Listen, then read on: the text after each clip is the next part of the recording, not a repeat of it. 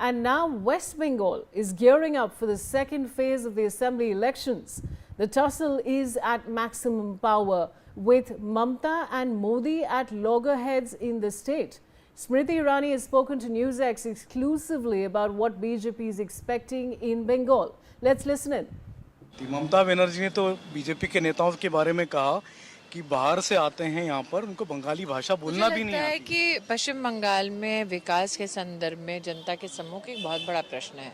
2014 से लेकर 2026 के मध्य तक भारतीय जनता पार्टी की केंद्र की सरकार ने पश्चिम बंगाल के विकास के लिए लगभग 10,60,000 करोड़ रुपया मुहैया कराया।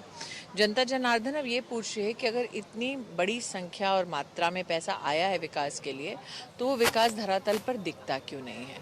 आज तृणमूल कांग्रेस के नेताओं के घर में कैश बरामद होता है। आज तृणमूल कांग्रेस के नेता गुंडा राज के लिए, कट मनी के लिए जाने जाते हैं। इन सारे विषयों पर चर्चा करने की बजाय ममता बंदोपाध्याय तृणमूल कई प्रकार की उलझुल बातें निश्चित रूप से कर रही है, लेकिन आपने जैसे कि फर्स्ट फेज में रिकॉर्ड तोड़ वोटर का बाहर आकर लोकतंत्र के इस उत्सव में उसकी भागीदारी देखी। मेरा ये मानना है कि ये चुनाव विकास के मुद्दों पर, तृणमूल के अत्याचार और भ्रष्टाचार के मुद्दे पर केंद्रित है। लेकिन आज एक उनकी सांसद है तृणमूल कांग्रेस की, उनका नाम मिताली देव है, वो आरोप लगा रहे हैं कि बीजेपी और इलेक्शन कमीशन उन पर पथराव कर रहा है, सब बचकानी हरकतें हैं। ये इसका साफ संकेत देता है कि तृणमूल के नेता, आपने देखा था फर्स्ट फेज के बाद जब मीडिया मुखातिब हुई ऐसे नेताओं से, उन्होंने कहा कि फर्स्ट फेज में उनको मात्र 15 सीट्स मिलेंगी। तृणमूल के कई कैंडिडेट्स ने सार्वजनिक ये स्वीकार किया कि वो हार रहे हैं। ऐसे वातावरण में कुछ ऐसे होंगे निश्चित रूप से तृणमूल के नेता जो इस प्रकार के आरोप प्रत्यारोप की राजनीति करना चाहेंगे। 93% वोटिंग हुई है फर्स्ट फेज में। आपको लगता है कि लोगों के दिलों दिमाग से भय निकल गया, डर निकल गया, लोग निर्भीकता से वोट कर रहे हैं? मुझे अभिनंदन देना है हमारी इलेक्शन कमीशन को, सेंट्रल पैरामिलिट्री फोर्सेस को और विशेषतः गृह मंत्रालय को, जिन्होंने व्यवस्था ऐसी बनाई कि पारदर्शिता से निर्भीक निर्भय होकर लोग अपना वोट दे सकें। प्रधानमंत्री जी का हुबली में जो फोटोशूट हुआ था, उसको लेकर ममता बनर्जी की नाराजगी, कह रही यमुना में क्यों नहीं कर रहा है?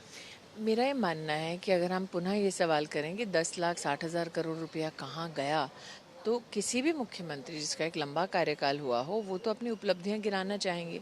लेकिन आप इस पूरे इलेक्शन कैंपेन में देख लें, ममता बंदोपाध्याय ने कभी भी विस्तृत चर्चा अपनी उपलब्धियों की नहीं की, विस्तृत चर्चा इन सवालों के जवाब देने में नहीं की। आपने कई चुनाव लड़ाए भी, क्या चेंज लगता है आपको? आप बंगाल में काफी दिनों से देखिए, आप उस प्रदेश में हैं जहां पर लोग बीजेपी को ऑपोजिशन की पार्टी भी नहीं मानती थी। भारतीय जनता पार्टी की आज सीधी टक्कर तृणमूल कांग्रेस से हो रही है। आप उस प्रदेश में हैं जहां पर वामपंथ और कांग्रेस की एक लेगेसी मानी जाती थी। आज ये दोनों खेमे आपको इस चुनाव में शायद कहीं दिखे नहीं होंगे। तो तृणमूल के सामने टक्कर देने वाली पार्टी सिर्फ बीजेपी है। आज बंगाल का चप्पा चप्पा और हर व्यक्ति ये जानता है।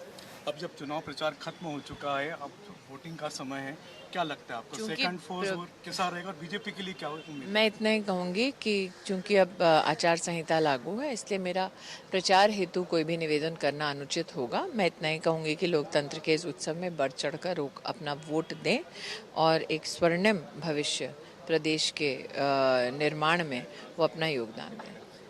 हमारे साथ बातचीत के लिए बहुत बहुत धन्यवाद। ये थी स्मृति ईरानी, जिनका कहना है कि चुनाव प्रचार खत्म हो चुका है और अब बारी है लोगों के मोहर लगाने की। कैमरामैन अंकुश के साथ संजय शर्मा, इंडिया न्यूज, कोलकाता।